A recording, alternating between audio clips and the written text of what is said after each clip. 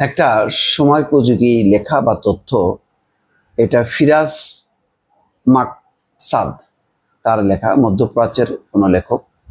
তার শিরোনাম হচ্ছে সৌদি আরব ট্রাম্পকে যেভাবে হুঁশিয়ারি দিচ্ছে। আসলেই ভালো মতো হুঁশিয়ারি দিল এবং সৌদি আরব জানাই দিল, আমেরিকা এবং ট্রাম্প, তোমাকে আমরা বিশ্বাস করি না। তার প্রমাণ কি? প্রমাণ হলো পাকিস্তানের সাথে যে প্রতিরক্ষা চুক্তি, খেয়াল করেন, সেই চুক্তির মধ্যে কি আছে? সৌদি আরব আক্রান্ত হওয়া মানে পাকিস্তান আক্রান্ত হওয়া, সেই বিবেচনা করে দুই দেশ প্রতিহত করবে। পাকিস্তান আক্রান্ত হওয়া মানে সৌদি আরব আক্রান্ত হওয়া, সেই বিবেচনা করে দুই দেশ প্রতিহত করবে। সৌদি আরবের অর্থশক্তি আর পাকিস্তানের সামরিক শক্তি, এই দুটো যদি মিলায় যায় তাহলে সৌদি আরব সামাল দিতে পারবে। আর সৌদি আরবে অনেকগুলো ঘাঁটি আছে। এখন সৌদি আরবের শাসকরা মনে করছে যে না, এইটা যথেষ্ট না, এবং আমেরিকা নিষ্ক্রিয় থাকে। যখন ইয়েমেন থেকে হুতিরা দফায় দফায় প্রায় বছরব্যাপী হামলা চালাইছে, তখনও কিন্তু মার্কিন ঘাঁটিগুলো চুপচাপ ছিল। আমেরিকা তেমন কোনো ভূমিকা রাখেনি, যে ভূমিকা মানে সৌদি আরব আশ্বস্ত বোধ করবে যে তাদেরকে যথেষ্ট নিরাপত্তা দেবে। এখন কাতারেরও সেই কিন্তু বিশ্বাস ভেঙে গেছে।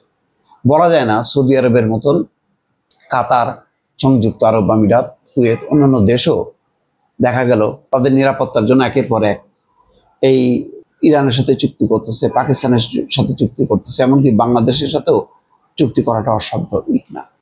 বাংলাদেশ কিন্তু এর আগে বলছে যে মক্কা মদিনা রক্ষায় বাংলাদেশের সেনাবাহিনী জীবন দেবে, শেখ হাসিনার আমলে। জানি না এটা মানে এটা ইয়ে ছিল কিনা, একটা ট্রাম্প বাজি ছিল কিনা, কিন্তু এটা ঘোষণা দিয়েছে এবং এটা সত্য যে বাংলাদেশের সাথে যদি এই ধরনের আরব দেশগুলো চুক্তি করে, বাংলাদেশ সাড়া দেবে।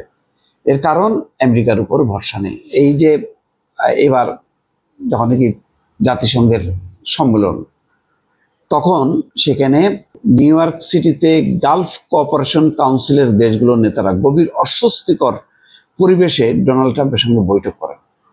উপসাগরীয় অঞ্চলের কোনো একটি দেশে প্রথমবারের মতো ইসরায়েল হামলা চালানোর পর অনুষ্ঠিত এই শীর্ষ বৈঠকে অন্যান্য আরব এবং মুসলিম দেশের নেতারা উপস্থিত ছিলেন। কাতারে ইসরায়েলের হামলা এমন এক অপ্রত্যাশিত উত্তেজনা তৈরি করেছে যা মধ্যপ্রাচ্যে মার্কিন নিরাপত্তা নিশ্চয়তার উপর যে বিশ্বাস, সেটা গভীরভাবে নাড়িয়ে দিয়েছে। এটাই হলো বিষয়।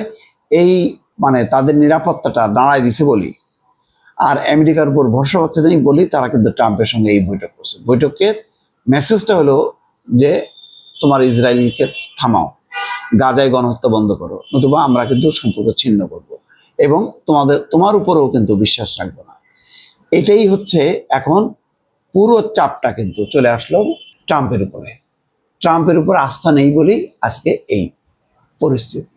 সুতরাং ভবিষ্যতে কিন্তু এইটা বড় ধরনের একটা হুমকি ট্রাম্পের উপর, যেটা সৌদি আরব শুরু করলো। এটা হয়তো অন্যান্য দেশও আস্তে আস্তে এরকম মানে তাদের মনোভাব ব্যক্ত করবে যে তোমারকে আমরা ভরসা করি।